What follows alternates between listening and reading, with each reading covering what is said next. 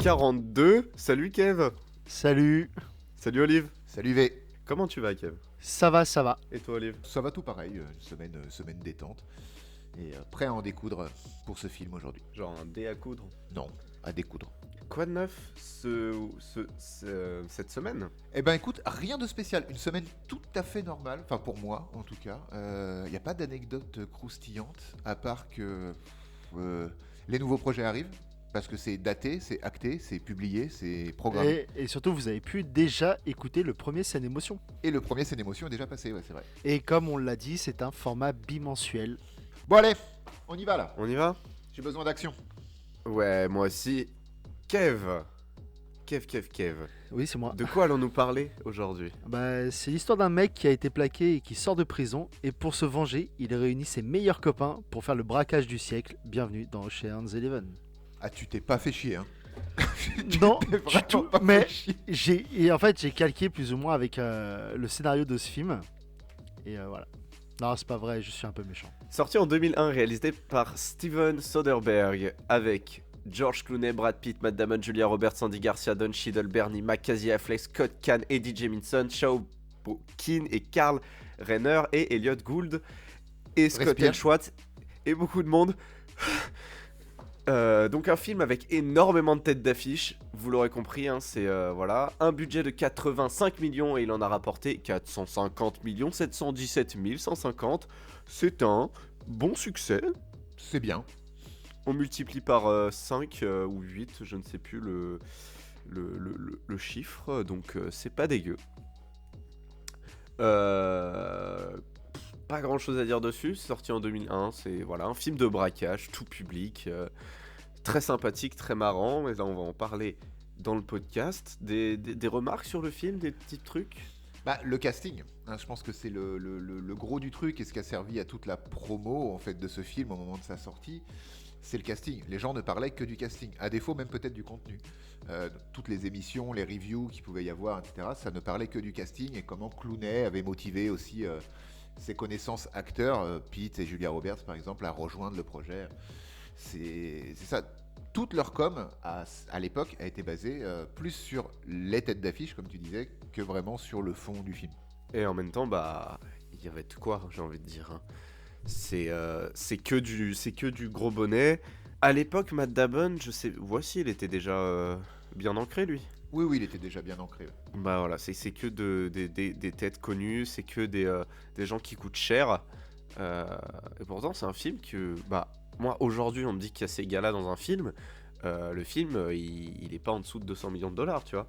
Ouais, je pense. Après, c'est un film qui a, je pense, pas nécessité énormément de budget post-prod. Il n'y a pas tellement d'effets spéciaux ou voilà, Oui, il y c'est en a pas, pas, c'est hein. pas ce genre. Il y en a quelques-uns, mais je veux dire, c'est assez discret, ça explose pas dans tous les sens. Il n'y a pas de CGI à outrance et ce genre de choses, parce que c'est pas le genre de film qui nécessite ça. Donc ça permet de rogner sur ce budget FX pour avoir aussi une plus grosse enveloppe pour ta tripotée de comédiens. Enfin, je le comprends un peu comme ça, d'une manière très légère, hein, c'est très schématique ce que je dis, c'est très simplifié même je pense, mais globalement je pense que ça a dû jouer aussi. Ouais. Eh bien, écoute, on va se lancer dedans. Eh ben on y va, le film s'ouvre sur George Clooney assis seul dans une pièce face cam. Il passe un interrogatoire, on comprend qu'il est en prison, il est interrogé par ses pairs pour savoir s'il regrette, s'il se sent lui-même psychologiquement apte à sortir de prison et reprendre la vie active. Il répond d'une manière très posée, très correcte à toutes ces questions. La scène s'enchaîne tout de suite avec lui qui récupère ses affaires, simplement les affaires qu'il avait laissées en entrant à la prison, donc smoking, son alliance. Il sort de prison et c'est une scène miroir avec la scène de fin. Ce sera exactement la même chose. Il sort de prison et c'est la fin de la première scène. C'est exact. Donc, on comprend qu'on va suivre George Clooney, un ex. Merde, comment on dit quand on est en prison? Un ex. Un Dollar. ex-dollar. Un ex-prisonnier. Ex-dollar. Oui, c'est ça. Dans ses magouilles, on comprend que déjà c'est un voleur. Bref, on nous explique vite fait 2-3 choses sur lui. Et ouais, c'est assez intéressant. Je trouve la première scène très réfléchie, on va dire, visuellement, avec ce face cam, ce truc très posé, que le reste du film qui est plutôt bon bah on va filmer d'autres face cam, mais on va filmer surtout les têtes d'affiche et les acteurs, quoi. Bah, ça doit bouger beaucoup parce qu'il y a beaucoup de monde à C'est filmer. ça. Et là, on a une scène qui est très posée, comme tu as dit, et j'aime beaucoup cette scène. C'est une scène qui me procure de l'émotion. Mauvaise émission. Mais pas grand chose à dire dessus. Si tu t'arrêtes là, on va du coup continuer assez rapidement sur la suite du film. Et je viens de percuter en t'écoutant cette scène-là. Bon, déjà, moi, elle me rappelle, je l'avais déjà dit pour un autre film, mais elle me rappelle encore une fois l'ouverture du film Snatch, où c'est les deux protagonistes principaux qui sont interrogés par la police face cam, etc. Donc c'est la même chose, même si la situation est légèrement différente. Et je trouve qu'elle te présente assez bien George Clooney, enfin le personnage, donc Ocean. Tu comprends tout de suite que c'est un gars qui est très très réfléchi et très posé quand il faut. Il va pas s'énerver inutilement, etc. Donc c'est une bonne entrée en matière dans la présentation de ce personnage-là. Et je l'avais pas percuté, je l'avais pas noté. Et le fait de t'écouter m'a fait cogiter à ça au passage. Et c'est aussi une scène qui va nous dire que le film est rempli de punchlines. Il y a plein de dialogues qui sont incroyablement écrits et aussi très marrants parce qu'ils font très pas réel et en même temps, enfin, comment expliquer? Là, dans cette scène-là, on va voir George Clooney qui dit ouais, alors j'ai fait une chute parce que voilà, ma femme m'a quitté. On lui demande s'il risque de rechuter dans le crime et il dit elle m'a déjà quitté une fois, je pense pas qu'elle le referait juste pour le plaisir. Oui, tout à fait, tout à fait. En plus, c'est situationnel, ça nous permet aussi de comprendre. C'est l'excuse globalement qu'il va donner, parce que cette histoire avec sa femme va suivre. Enfin, il va y avoir beaucoup de rebondissements autour d'elle, mais elle va permettre de bien, encore plus, faire comprendre au spectateur de mieux aborder le personnage. Je trouve. Donc rapidement, George Clooney, on va comprendre qu'il va retomber dans le crime, il va aller au casino et il va rencontrer un premier personnage qui s'appelle Frank, qui est joué donc par Bernie Mac. Oui. Mais sans plus, voilà, il va rencontrer un personnage, il va lui poser quelques questions pour essayer de retrouver un ancien ami / collègue, et il va se retrouver très rapidement dans les quartiers d'Hollywood, c'est même écrit Hollywood pour la ville, et il va se retrouver donc à rencontrer Brad Pitt, qui est devenu Professeur de poker. Professeur de poker. pour les stars, exactement. Ça doit être un vrai métier en vrai. Oui, bah, tu sais, à Hollywood, tu dois être prof d'à peu près tout. Et des stars du petit écran.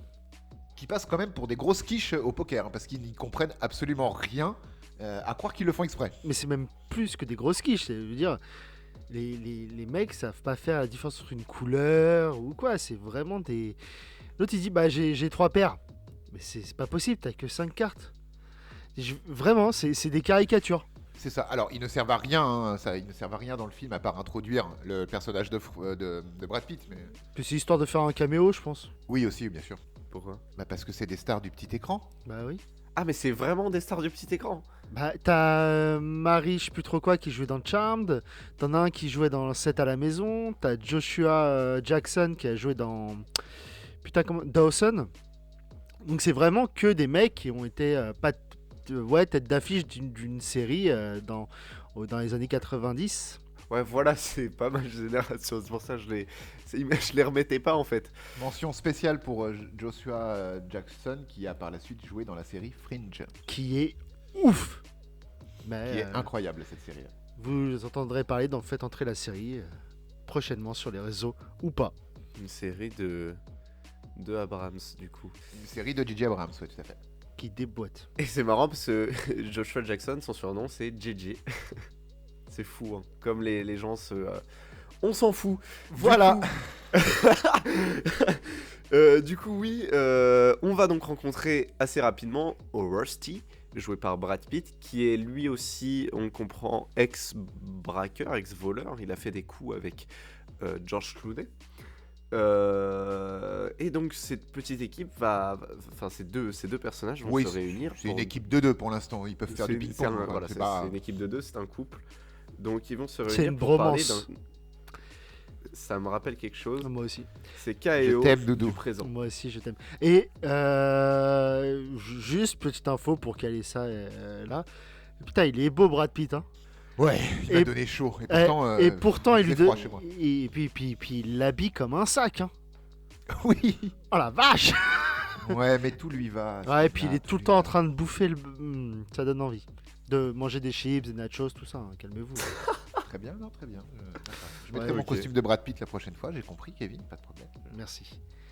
Ton costume de Brad Pitt. À quoi ça Ouais, bien sûr. ressemble? Bah, Brad Pitt, du coup. Ah oui, il a rien compris celui-là. Très bien. Nos deux personnages vont parler de quelque chose.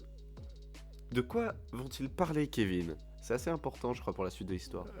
Danny Ocean, donc Georgie, il a comme objectif de braquer, de braquer pas un, pas deux, mais 3 casinos de Las Tu Vegas. as bien dit 3 casinos de Las Vegas. J'ai bien dit 3 casinos de Las Vegas. Et les 3 plus Genre gros, 3 comme 3 là. comme nous 3. Comme Genre, pas KVO. 1, Pas pas 2, 2, mais Pas 3 quatre. casinos. pas Pas 4. 4 du coup. mais Parce trois. que non, 3. 3 Oui. casinos. Et oui, parce que 3, c'est un chiffre, c'est la trinité, comme la Triforce et les 3 doigts de la main. Oui, j'ai La perdu. fameuse. Ouais, oui. Non, j'allais dire J'en ai une- 4 moi, mais. Ouais, mais c'est parce qu'on t'a pas encore coupé l'autre. Tu sais, la mafia, tout ça, tout ça. Mhm. Et il a des. Chut, chut, chut, chut. Chut, vous ne saurez pas. Et il a décidé de braquer tout ça. Et Rusty, parce que c'est un super copain à lui, direct, il accepte. Il y a même pas, il se dit, putain, c'est un plan un peu fou. Ouais, mais il faut qu'on réunisse une équipe. Et quelle équipe? Et quelle équipe? Allons-y. On va peut-être faire dans l'ordre vite fait. Je crois qu'ils vont recruter, dans les premiers, ils vont recruter Franck. Le sponsor. Il leur faut un sponsor. Ils vont braquer pas n'importe quel casino. Ils vont braquer le Bellagio, le Metro Goldwyn Mayer, MGM, et le. Et le troisième, Le Mirage. Le Mirage, exactement. le Mirage. Qui sont donc des casinos appartenant à Terry Benedict. Bénédicte. Comme le méchant dans Last Action Hero. Mm. Bénédicte. Et donc ces 3 casinos sont dirigés par Terry Benedict. Terry Benedict qui est juste un gars riche. C'est Andy Garcia.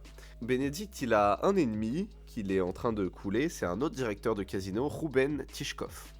Et c'est le papa de Ross et Monica dans Friends. Exactement. Et oui. Et oui. Et donc le papa de Ross et Monica, donc Monsieur Geller, joué par Elliot Gould bien sûr, va être recruté, va essayer d'être recruté, en tout cas par George Clooney et Brad Pitt, Rusty et Danny, mais d'une façon assez spéciale. J'adore cette scène. Ils vont se retrouver tous les deux dans un... Ouais, bah Et- vas-y, non, c'est quoi, si je- tu l'adores, fonce. Je vais pas te la raconter, mais cette scène me rappelle un peu comment on a recruté Vivien dans le podcast. On a fait ça, nous. Ça avait rien à voir, mais j'avais envie de dire ça parce qu'ils étaient 3 et D'accord. Ah oui, d'accord. il y avait les 2 guignols qui disaient un plan, tu sais, genre à voix basse, et j'ai trouvé ça très drôle. Vas-y Vivien, excuse-moi de t'avoir coupé. Donc dans cette scène, ils sont tous réunis dans un jardin, ils vont avoir une petite conversation. On va braquer les 3 casinos.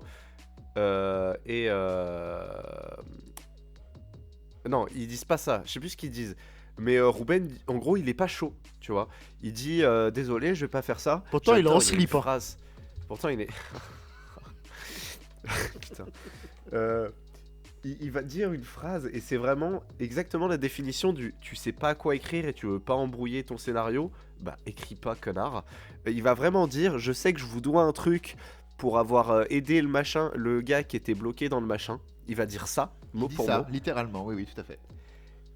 Voilà, en mode au lieu de dire des mots qui n'ont pas de sens et que bah le scénario ensuite on s'en fout, il va juste rien dire et je trouve ça incroyablement écrit parce que ça passe très bien et c'est très marrant et il va dire bon quand même parlez-moi de ce que vous allez voulez faire. bien sûr. Et donc là, Rusty et Danny vont expliquer leur plan de braquer les 3, le Mirage, le Bellagio et la MGM. Ruben va dire, c'est les casinos de Benedict. Qu'est-ce que vous avez contre Benedict? Et Danny va répondre. C'est plutôt toi. Qu'est-ce que tu as contre Bénédicte? Du coup, Monsieur Geller est dans le crew. Ouais, mais moi, comme tu dis, moi j'aime beaucoup cette scène parce que à aucun moment t'as une forme de tension en te disant, c'est sûr, tu sais, tu le sais d'avance que quand ils se lèvent et qu'ils vont un peu plus loin et ils commencent à discuter entre eux, que c'est bon, ils ont flairé le poisson, quoi. Il n'y a pas d'autre. Tu sais qu'il va les suivre. En fait, Ouais. pour expliquer, le mécène, enfin le sponsor, qui en fait est leur mécène, il leur faut quelqu'un qui va pouvoir distribuer du pognon, parce que préparer un casque comme ça demande un petit peu de monnaie, va refuser au départ, dire c'est trop dangereux, c'est trop dangereux. Bah, Clooney c'est trop dangereux. Pourquoi? Parce qu'on nous explique que Benedict, c'est un taré, c'est un c'est un sociopathe, taré. c'est ça. C'est en gros, il sait que tu as essayé de enfin, au moment où il sait que tu as essayé de le voler ou que tu l'as volé, il va tout faire pour te détruire toi, ton entourage, l'entourage de ton entourage et l'entourage de l'entourage de ton entourage. Voilà, histoire de bien teaser, en quelques mots simplement, ton antagoniste humain, en tout cas. Ouais, c'est ça. Et du coup, refusant, le mécène refusant, Pete et Clooney font mine de s'en aller, discutent à voix basse, ce qui va évidemment intéresser fortement le mécène et va finir par accepter. Next, on va les passer plus vite. En gros, il va falloir, en gros, le reste de la troupe qui va composer le gang des braqueurs, il leur faut des nerds pour tout ce qui va être contrôle électronique, enfin tout ce qui va être gadgetterie en fait. Il va leur falloir un voleur follower, quelqu'un qui va pouvoir s'infiltrer, suivre, prendre des informations, noter, etc. En la personne de Matt Damon en l'occurrence. Il va leur falloir un champion des explosifs. Et ils ont trouvé quelqu'un, ça va, ils ont trouvé War Machine, du coup ça va bien le faire, ça va tout seul. Il va leur falloir un génie de la communication, ce qu'ils vont pouvoir recruter aussi très facilement. Et on a un peu fait le tour des personnages qui vont former le gang, arrêtez-moi si je... Ouais, il leur faut 2 débiles et un chinois. Ouais. Ah oui c'est ça. vrai qu'il leur faut un asiatique. Ouais. Et il leur faut un vieux aussi, Saul. Mais vraiment, en plus, quand ils font la liste, ils te disent il nous faut 2 comiques. Et les 2 comiques en la personne de Casey Affleck et Scott Caan. Qui est le fils de James Caan, qui a joué dans Le Parrain 1 et plein d'autres trucs. Donc voilà, on a notre équipe de champions. de champions, j'ai envie de dire exactement. En vrai, c'est des branquignoles, mais c'est quand même des champions parce qu'ils sont plutôt doués dans leur métier. Non, ils se font tous supposément pris indépendamment, t'as l'impression que c'est quand même des guignols en fait. Mais on comprend aussi très vite que George Clooney est très manichéen dans sa façon d'aborder, de préparer son plan, et donc il le dira d'ailleurs, il veut les meilleurs. Et même s'ils ont l'air débiles pris indépendamment, le groupe va fonctionner et ils sont tous experts dans leur domaine. Et donc les 2 comiques sont experts dans la comiquerie. Oui, c'est les deux comicophiles. Ils adorent faire des blagounettes, se ridiculiser, passer pour des guignols, des choses comme ça. Ok, on va rapidement avoir un problème dans notre histoire. C'est la raison pour laquelle George Clooney veut dérober l'argent de Terry Benedict. Ouais. On ne pique pas la copine des copains. Mais c'était pas son copain. Oui, mais j'avais envie de le dire quand même parce que ça faisait bien. Je trouve qu'on ne doit pas piquer la copine des copains. En l'occurrence, le véritable enjeu de ce braquage, c'est que Terry Benedict est en couple avec l'ex-femme de George Clooney. Et George Clooney, il n'est pas très content parce que il aimait bien sa femme quand même. Et il aimait pas beaucoup Terry Benedict. Et du coup, ce qui va se passer, c'est qu'il va lui piquer de la thune, la grosse caillasse, de la moula. Et il va essayer en tout cas de récupérer sa femme, quitte à faire... autant faire d'une pierre deux coups. En même temps, 160 millions de dollars, ça fait beaucoup quand même, ouais. Mais en fait, quand le montant est annoncé, je l'ai trouvé pas si ouf que ça, le montant. Tu sais, maintenant, on est tellement abreuvé de chiffres complètement hallucinants que 160 millions de dollars, c'est le budget d'un film hollywoodien moyen. Ouais, c'est Ouais, mais ça. je pense que 160 millions de dollars il y a 20 ans, en comptant l'inflation et tout ça, ça doit être beaucoup. Dans Attraper l'espadon, enfin Opération Espadon, c'était quoi le montant global de la caisse noire que voulait récupérer Travolta? C'était mais ça se c'est 9 milliards, je crois que c'est milliards et 9 quelques, non milliards de dollars. Ouais, mais là, on avait calculé vite fait, c'était un truc où Alors vite fait, une fois le montage effectué, mais ça avait été très long ce calcul, je me souviens. Ça avait... les intérêts étaient juste énormes. En fait, c'est pas possible. C'était débile comme... Oui, c'est comme juste somme. qu'il fallait un montant et le mec a dit ok, on va voler 9 milliards. D'accord. Là, 160 millions, c'est beaucoup d'argent quand même. Mais ça reste réaliste pour tout l'ensemble de 3 casinos, j'imagine. Ouais, c'est ça. Ouais. Surtout, comme il explique, un jour de match où ils sont obligés d'avoir en cash l'équivalent de leur jeton. Oui, oui, bien sûr, ça fait partie également du plan. C'est que la date n'est pas choisie par hasard. Ça se voit que c'est des professionnels. George Clooney, il a eu le temps de réfléchir en prison. 4 ans au trou, ça laisse du temps pour préparer une vengeance. J'allais dire une vengeance, mais non, personne va se venger, il va juste voler de l'argent. Il va prendre 3 petits billets, puis... Et une femme. Comme Peut-être. quoi, les femmes sont encore des objets dans ce film. Hein. En vrai, à quoi sert Julia Roberts dans ce film? Mais déjà, elle parle pas beaucoup parce que ça coûte trop cher. Et ses apparitions, il n'y en a pas non plus 40 parce qu'elle coûtait trop cher. Et en vrai, elle sert pas à grand. Alors oui, c'est l'enjeu du héros, enfin du personnage principal, mais on la voit pas tant que ça. Son temps d'écran n'est pas fou à Julia Roberts. Parce qu'elle n'est pas omniprésente. George Clooney est omniprésent dans le film. Benedict, je pense qu'on le voit même plus que l'antagoniste, on le voit même plus que Julia Roberts. Julia Roberts, elle apparaît quand il y a une scène avec son nouveau petit copain, les scènes centrales, les 2 fois où on va rencontrer George Clooney. Et sinon, elle est toujours occupée à faire des trucs hors champ. Exactement, c'est-à-dire diriger un musée. Exactement. Non, mais moi je suis d'accord avec vous. Elle apporte pas grand-chose au film. Julia Roberts, pas à cause d'elle, hein, à cause de son personnage. Son À cause de personnage, l'écriture, oui, du personnage. ouais, son personnage ne sert qu'à faire rager Benedict et voilà. Et c'est un personnage fonction de femme, même pas fatale, dans ce film, quoi. Ce qui est intéressant, en fait, c'est que je trouve que tu le ressens à l'écran. Tu ressens qu'elle est là parce que son nom faisait bien sur l'affiche du film, hein, parce que c'était très vendeur. Et tu sens aussi qu'il y avait que ça a été acté dans son contrat qu'il n'y aurait pas beaucoup de scènes parce que, ce que j'ai dit, elle coûte trop cher. Et il y a eu beaucoup de com au moment de sa sortie du film, ou pré-sortie, entre 2000 et 2001, au moment où le film est sorti vraiment, où il y avait tout le battage médiatique autour de le casting de stars, le casting 5 étoiles qu'il pouvait y avoir. Et il y avait beaucoup de running gag aussi sur ça, en fait, que Julia Roberts, elle coûtait très cher, parce qu'elle avait quand même pris 20 millions de dollars de cachet pour Erin Brockovich. Ce qui en fait quand même un beau bébé. Ça fait un beau cachet. C'était Surtout à l'époque. C'était la femme la mieux payée d'Hollywood cette année-là, en fait, d'Erin Brockovich. Ouais. Mais après, si mes souvenirs sont bons, dans le 12, elle est un peu plus présente. Elle a un rôle, enfin, elle fait partie du groupe, quoi. Oui, elle fait partie de la bande. Ouais.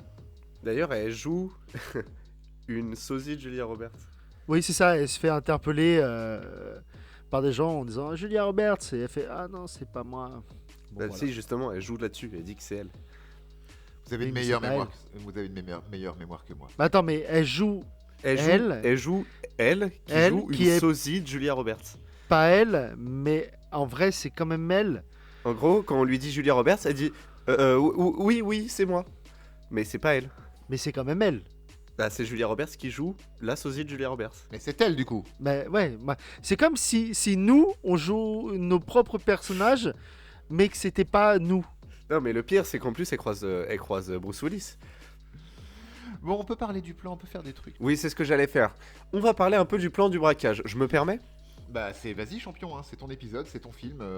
Balance tout ce que t'as. Comme dirait Saul, le plan du braquage, c'est simple. Faut pénétrer dans les caisses, franchir les portes de sécurité, prendre l'ascenseur que tu peux pas ouvrir, passer les gardes qui ont des armes, entrer dans la chambre forte avec la porte qui est inouvrable et qui est la porte la plus sécurisée du monde, éviter toutes les caméras, prendre l'argent et ressortir. Facile.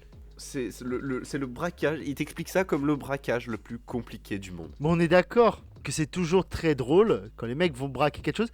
C'est toujours la chambre forte la plus inaccessible du monde. Bah, Même bien Fort sûr. Knox à côté, c'est porte ouverte. Mais Fort Knox se fait plier dans une journée en enfer. Hein. Qu'est-ce que Fort Knox? C'est en gros, c'est là où il y a les réserves d'or des États-Unis. C'est Ah, la ok. Banque fédérale. Ouais. Merci, faites entrer l'histoire.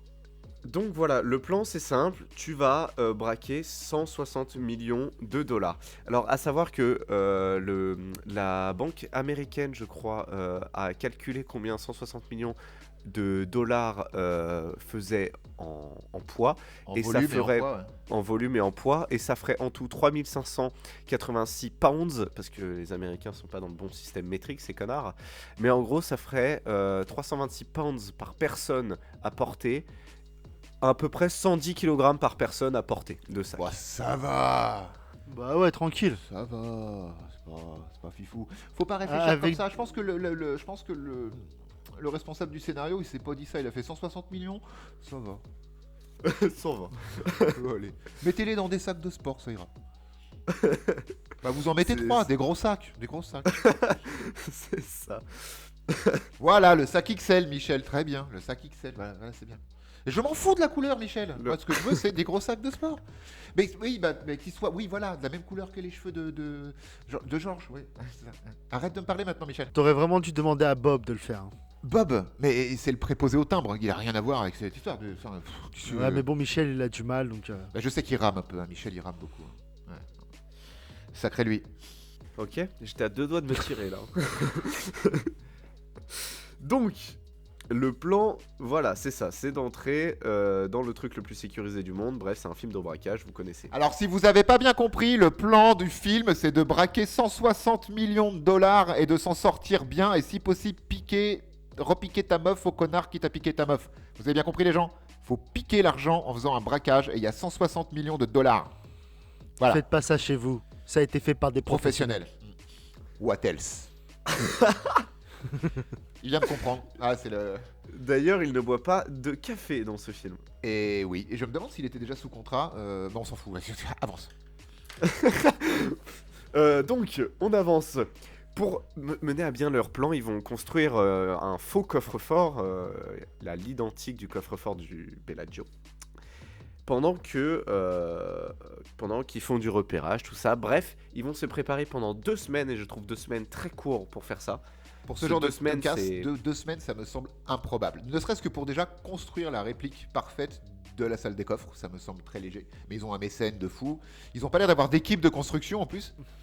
Non, c'est eux qui le font. Bah, heureusement, parce que sinon ça ferait beaucoup de gens à payer. À tuer, bah non, à tuer après. Buter, ouais. Tu t'en débarrasses, tu le prends. Bon. Mais non, parce que faut comprendre que là, nos types, c'est des good guys. C'est pas des tueurs, c'est pas des trucs. C'est vraiment des bons voleurs.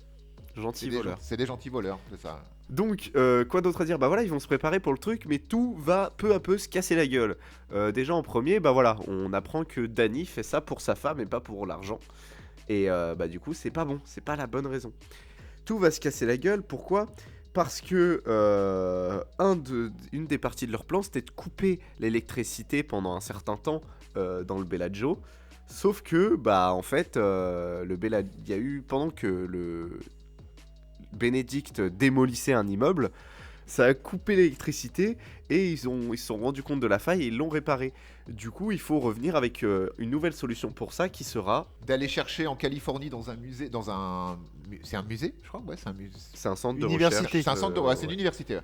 D'aller chercher dans une université avec une camionnette, achetée, ils ont acheté une camionnette, plusieurs même. Le plus gros aimant, enfin quelque chose qui va envoyer une décharge électromagnétique qui serait l'équivalent d'une bombe H, mais sans l'explosion. Mais c'est une bombe, une bombe IEM. Oui, c'est ça, c'est une décharge électromagnétique. Mais taille géante, quoi. Qui éteint une ville. Et pas n'importe quelle ville, parce qu'on parle quand même de Las Vegas. Mais Même Vegas. Même Vegas. Las Vegas. Et donc voilà, solution, bon bah facile au final. Ah, c'est vraiment une ellipse qui fait... Bah, pour moi, cette ellipse-là, du merde les gars, du coup ils ont comblé la faille pour qu'on puisse couper le courant. Du coup, il nous faut une autre solution. Il y en a pas. Ah bah si, il y en a une. On va chercher la bombe électromagnétique. Je trouve que c'est une ellipse qui est là et qui vraiment a fait office de remplissage. Il leur restait du temps de bobine. C'est ça, ça dure 5 minutes. C'est pas très intéressant à part que le chinois se fait mal et que Matt Damon est complètement con. Et toi, le chinois qui se fait mal à la main en fait, le chinois, parce que il est chinois, dans ce film c'est un peu... c'est comme ça qu'il est défini. C'est comme ça que le rôle chinois. C'est un acrobate et ils ont besoin d'un acrobate pour s'introduire dans la salle des coffres. Et à un moment donné, dans cette ellipse débile où ils vont chercher un aimant, un gros aimant, il se fait coincer les doigts dans la porte, dans la porte de la camionnette.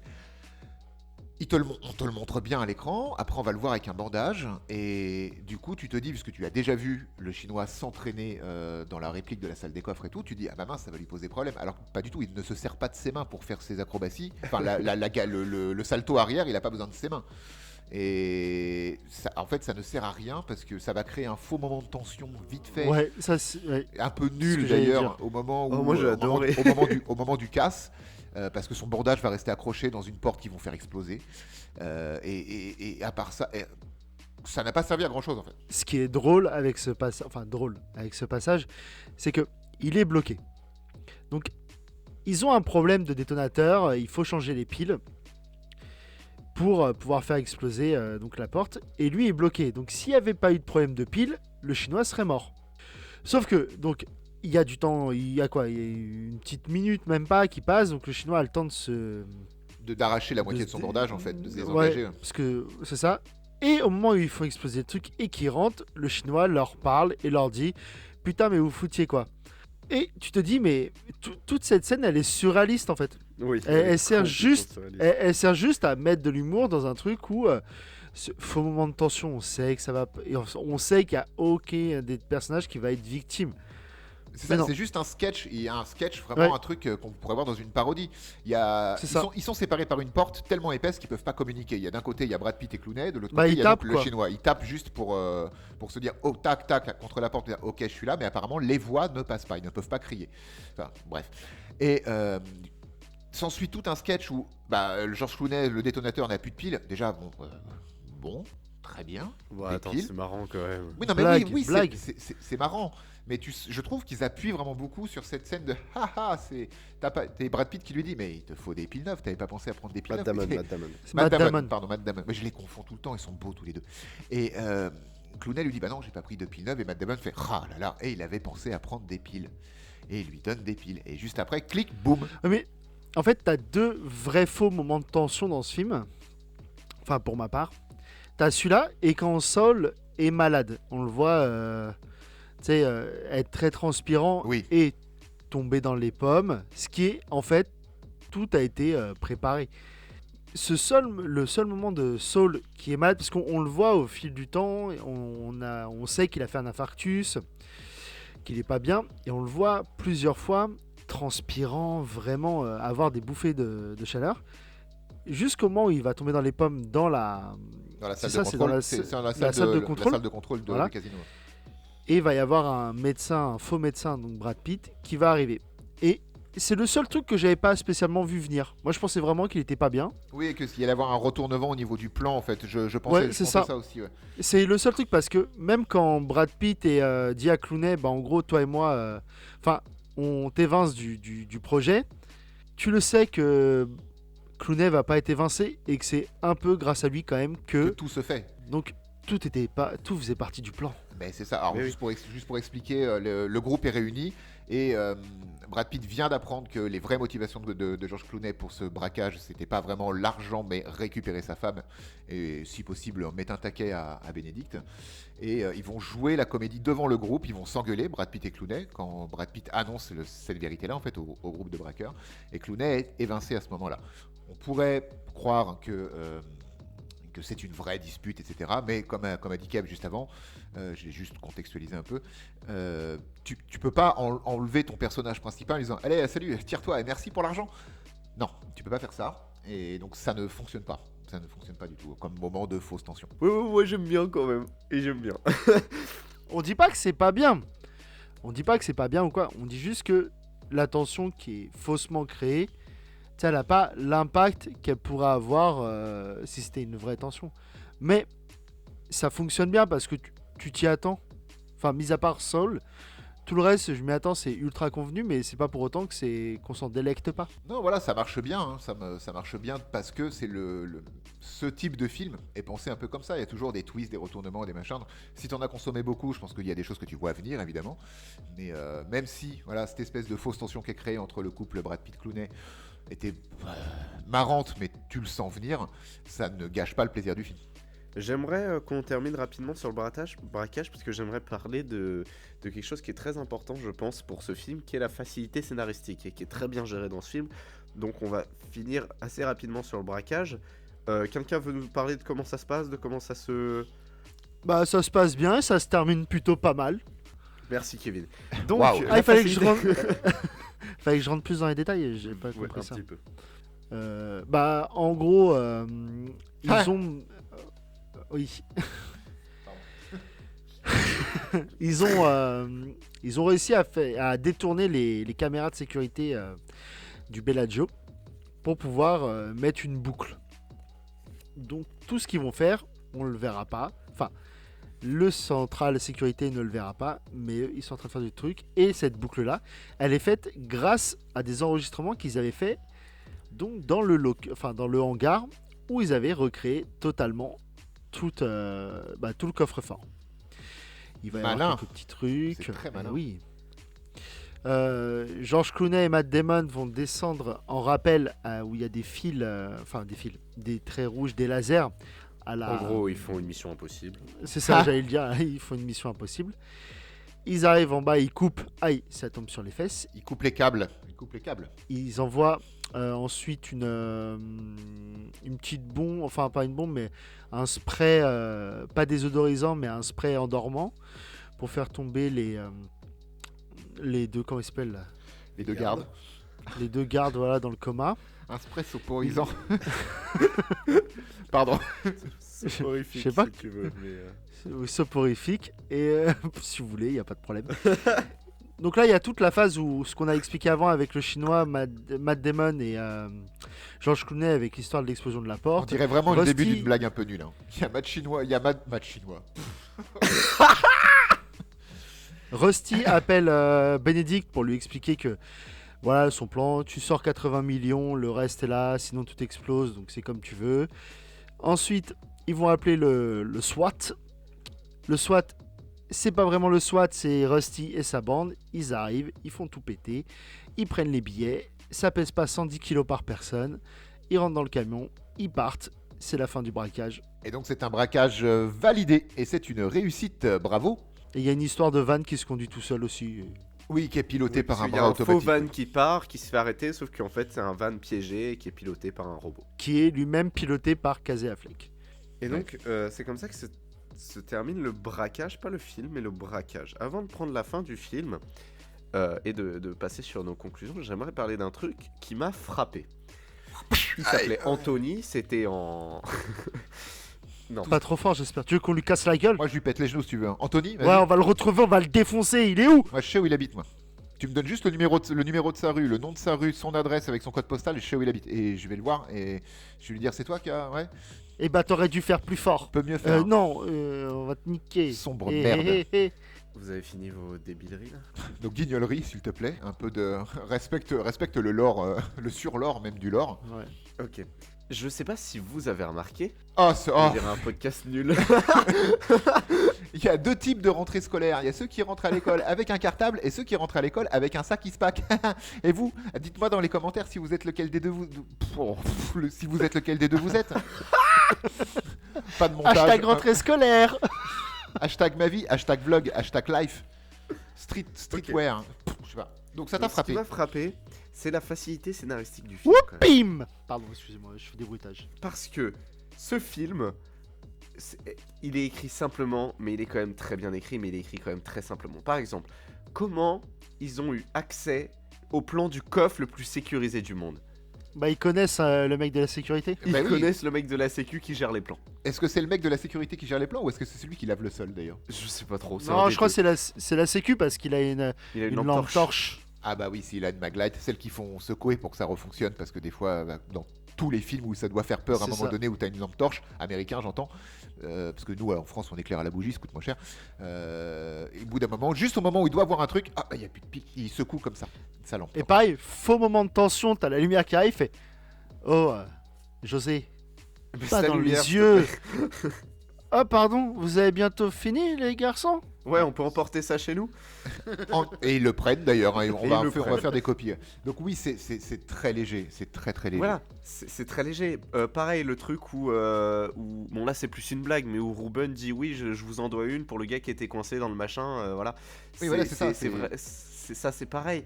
Et aussi tout le truc, enfin, dans le film, c'est tout le temps comme ça en fait.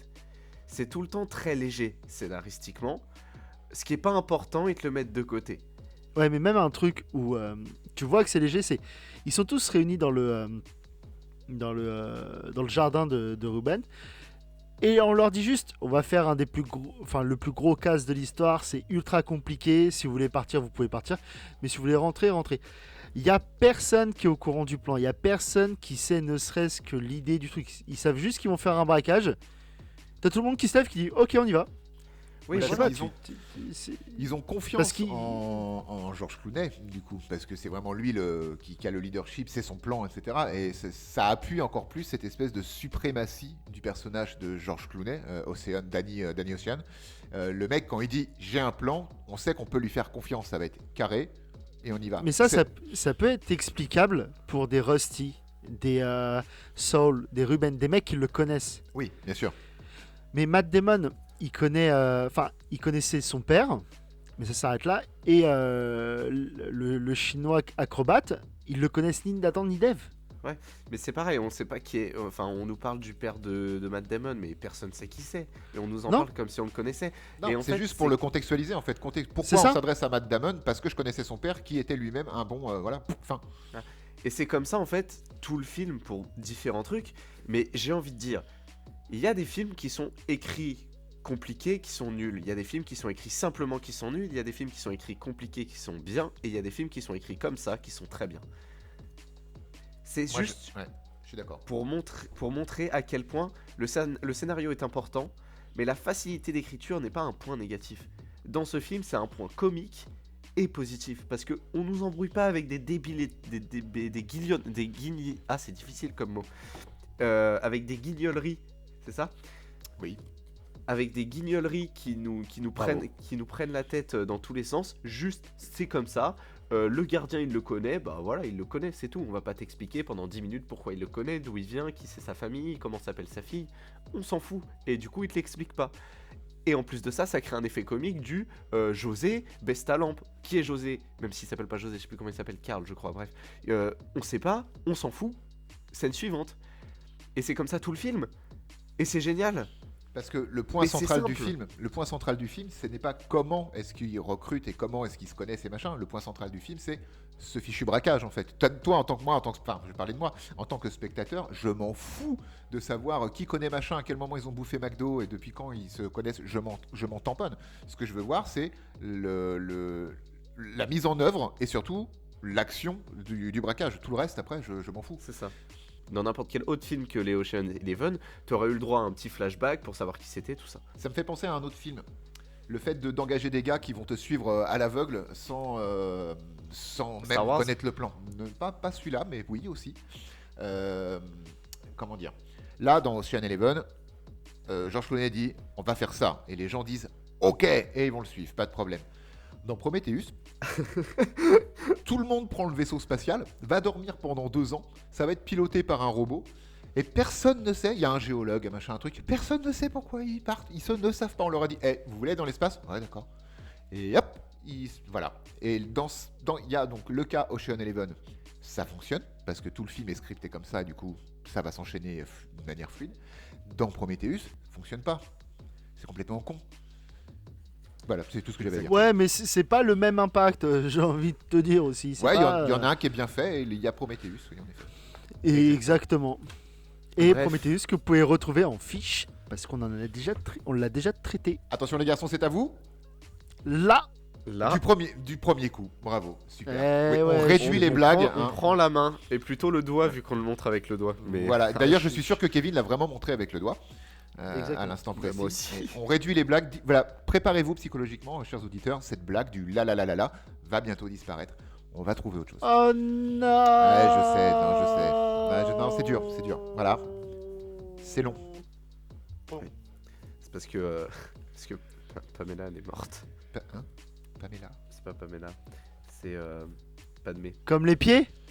Non, ça c'est l'homme de l'Atlantide. Ça, Rien c'est à voir. Palmé. Ah. Je l'ai vraiment appelé Pamela. Je lui ai donné son surnom, tu sais. Moi, je me suis dit en train de parler de Pamela Rose, mais je voyais pas le Moi concept, aussi, ça a été Pamela Anderson, ça m'a rappelé mes 15 ans et mon premier Playboy. Après, je me suis dit, non, ça doit pas être ça. Et donc, après, Pamela Roche, mais non, mais c'est un film français. Il est bien, mais il est marrant, mais c'est pas ça non plus. Et Non, d'accord, c'était- non. Padmé en fait, d'accord. Exactement. Comme les Nathalie. pieds. Portman. Voilà, merci beaucoup. Où on en est? Oui, on en est à La la fin. conclusion. Bon, la fin. On a une fin un peu Disney où nos héros vont se retrouver devant le. Qui est devant ultra le- longue, Trop. sans aucun dialogue. Et j'aime bien cette scène, j'adore cette scène. Même si je me suis endormi hier devant, j'adore cette scène. Non, mais elle est cool, mais elle est ultra longue parce que 11 personnages, c'est beaucoup. C'est beaucoup. Qui s'en vont un par un toutes les minutes. C'est beaucoup. Rappelle-moi combien il y a de nains dans le Hobbit. Ils sont combien de nains plus le Hobbit plus Gandalf? Là, ils étaient beaucoup aussi. Hein. Ouais, je sais pas où j'allais avec cette Pourquoi on histoire de parle nains. de ça? Moi non plus, Parce je sais que, pas où ouais. t'allais, du coup j'ai essayé de. Dans le mur. Qu'est-ce dans le que- mur. Parce qu'après, On rentre du boulot. boulot. Na, na, na, na, na, na, na, na, na, na. Donc, nos personnages vont s'en aller un par un devant les fontaines des casinos. Et fin de l'histoire, seulement il y a George Clooney va se faire emprisonner pendant 6 mois. Parce qu'il il est sorti de l'État, ça, il avait une restriction, il sortait de prison dans un certain État, il n'avait pas le droit de quitter l'État, évidemment il a quitté l'État pour aller à Las Vegas faire 2-3 bricoles et y compris se voler 160 millions de dollars. Donc il a pris 6 mois pour manquement à ses engagements. La police ne fait pas le rapprochement entre le braquage et lui, mais de toute façon c'est pareil, c'est facilité, on s'en bat les couilles. Tout le monde s'en fout, on veut voir la fin. Et la fin, c'est Rusty qui joue le Uber avec Julia et George dans l'arrière du véhicule. Et c'est là où tu te rends compte que c'est vraiment un personnage, enfin c'est un objet femme, parce qu'il lui dit « j'ai récupéré tes affaires ». Brad Pitt lui dit ça, j'ai récupéré tes affaires à George Clooney monte dans la voiture, et il y a quoi dans la voiture Julia. Ça, tu fais ça aujourd'hui, tu passes pas. Ah oui, un autre truc dans les facilités scénaristiques que j'avais oublié. À un moment, George Clooney va se faire tabasser par un homme de main de Benedict. Sauf qu'en fait, il connaît l'homme de main.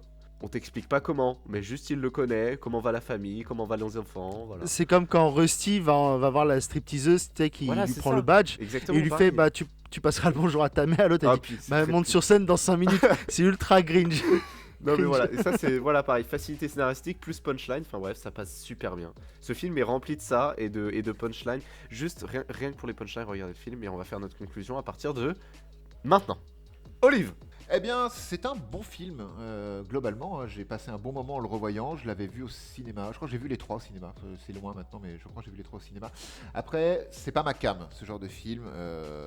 Braquage, tout ça. Enfin, c'est pas un truc où je vais être super enjaillé d'aller le voir. Et je suis allé le voir parce qu'il y avait le casting. Il n'y aurait pas eu le casting, jamais de ma vie j'aurais été voir Ocean Eleven. Parce que voilà, ce n'est pas ma fibre, c'est pas mon cinéma en fait. Donc oui, globalement, on a un peu tout dit dans l'épisode. Le scénario est ultra léger, mais léger bien. On va à l'essentiel, le braquage, les enjeux sont très clairs. Tout le deuxième acte avec la mise en branque du plan et les aléas qui vont faire capoter le plan, les solutions trouvées, ça, sont intelligemment montés. Le twist de l'acte 3, quand tout est révélé sur comment le braquage s'est réellement passé, etc., c'est très classique de ce genre de film, mais ça fonctionne bien, et tu as en tant que spectateur, parce que tu étais venu voir, putain, mais comment ils vont faire pour faire ce foutu casse. Bah là, tu l'as. On suit des good guys, des voleurs good guys, ça c'est ce que Vivien t'avait dit tout à l'heure. Donc c'est des gentils voleurs, sauf qu'ils vont quand même garder l'argent pour eux. Et ouais, donc allez-y, si vous êtes friand de ce genre de film, action, humour, décomplexé, braquage évidemment, allez-y, vous aurez exactement ce que vous voulez. Donc gros oui pour moi, très bien, bon film. Kev, à toi de jouer. Je l'avais vu au cinéma aussi. Moi j'étais assez jeune. Oui, comme dit Olive, c'est le casting qui porte le film. Et je l'aurais pas vu sans le casting, mais je pense que l'un ne peut pas fonctionner sans l'autre. Ce film est léger parce que le casting est là. Ce film passe bien, il dure 2 heures. J'ai passé un bon moment à le revoir. Et l'avoir revu me donne pas envie de voir les 2 autres, mais me donne envie de revoir Insaisissable, qui je trouve est son héritier. Et son héritier dans les années 2010. Ouais, c'est ça. Il y a la même essence, sauf qu'il y a un peu plus de magic. Mais on n'est pas là pour parler de ça. Mais non, super, en fait, film qui passe tout seul, de la punchline, des beaux acteurs, des situations rocambolesques. Ouais, bon, voilà, vous m'avez compris. Rocambolesque. Rocambolesque. Merci. Bravo. Et c'est tout. C'est un bon divertissement. Regardez-le si vous ne l'avez jamais vu. Revoyez-le si vous l'avez déjà vu. Et c'était tout pour ma conclusion. À toi, Vivien. C'est marrant que tu dises que le casting porte le film parce que le film a coûté 85 millions de dollars, ce qui fait à peu près 793 kg. D'ailleurs, je me suis trompé, j'ai dit qu'il portait 110 kg. Non, en fait, c'est 150 kg chacun. Conclusion totalement originale, c'est un film léger avec un gros casting, un casting lourd. Je viens de l'inventer, là ça vient de sortir de ma tête. Et non, c'est facile, c'est facilité scénaristique, punchline, grosse tête d'affiche, c'est génial. Moi j'aime beaucoup. Et c'est un film de braquage c'est un film de braquage, donc voilà, qui est bien, qui est original dans la façon dont il gère le truc. Et puis c'est pas long quoi, c'est quoi, 1h50 2 heures. Ouais, voilà, 2 heures pour un film comme ça, c'est très bien. On va à l'essentiel. C'est marrant. T'as des bons acteurs. J'ai l'impression que, enfin, tu vois, c'est vraiment le genre de film où t'as l'impression que les acteurs se sont amusés, quoi. Et c'est voilà, Oui, c'est très un bien film pour good moi. vibes. C'est ça. C'est exactement ça. Oui, il te met bien et tu passeras vraiment. Enfin, on l'a dit 10 fois, Mm. mais ça, c'est léger. Voilà, Il c'est y a très que léger. ça à dire en fait. Bref, je pense qu'on a fini avec Ocean Eleven. Non, d'ailleurs, on dit souvent ça, mais c'est Ocean's Eleven. Parce que c'est les 11 de Ocean, les 11 de George Clooney. Bref. Moi, je savais pas qu'il y avait autant d'océans sur Terre, mais bon, après. Il y en a combien, Kevin, d'océans sur Terre? Il y en a 5. Oui. Donc c'était Ocean's Eleven, pardon. Merci de nous avoir écoutés, de nous suivre sur différentes plateformes. Je rappelle que nous sommes sur Spotify et YouTube. Et Et on n'est pas sur Deezer. on n'est pas sur Deezer, mais on est sur beaucoup de plateformes de streaming audio, notamment Apple Music, si je me trompe pas. Faites-vous plaisir, suivez-nous là-bas. En attendant, la semaine prochaine, on change de présentatrice avec Olive qui vient On change à de la barre. présentatrice. C'est moi. Oui, c'est pas grave. Laisse-le dans son délire, c'est pas grave. Je vais te péter les genoux, mon gars. On Oui. fera... Un film. Alors, vérité vraie, Vivien a choisi le film avant qu'on lance l'enregistrement. Kev et moi, on ne sait absolument pas. sur la quoi on semaine se dirige dernière la non semaine plus, vous prochaine. saviez Vrai pas. de vrai. Donc, Oui, c'est vrai, t'as choisi à la fin. tu nous l'as dit quand t'as trouvé. Donc, du coup, champion, quoi. Là, t'as trouvé avant, tu nous l'as pas dit, donc on est dans l'attente. Et l'attente était insoutenable. Nous allons faire Dark Shadows. Oh putain, non. Oh putain. C'est le truc de Tim Burton. Oh non, je voulais pas faire. On voulait pas faire du Burton tout de suite et pas avec celui-là. Mais d'accord, ok, je prends. Ok. T'es vraiment une merde, Vivien. Non, on n'oserait pas dire ça. Mais non, en fait, c'est très bien qu'on attaque enfin du Burton. Je voulais tellement qu'on commence Oui. par du Sleepy Hollow, qui est pour moi mon film préféré de lui. Bah, mais moi aussi. Dark Shadow, c'est bien. Et on va avoir des choses à Je dire. pensais que je devais vous... Enfin, je suis pas là pour vous faire plaisir, je suis là pour vous faire chier, les gars. Ah bah ça, on le sait, hein, t'as fait le fils du masque. Non, mais ça va. T'as dit le fils du masque et tout ça. Ah putain, j'ai prononcé le film qu'il fallait pas dire. Ouais, t'as pas le droit de dire ça. Le FDM. Ah putain. Le fils Ah non, de j'ai Mute. pas le droit de dire ce nom.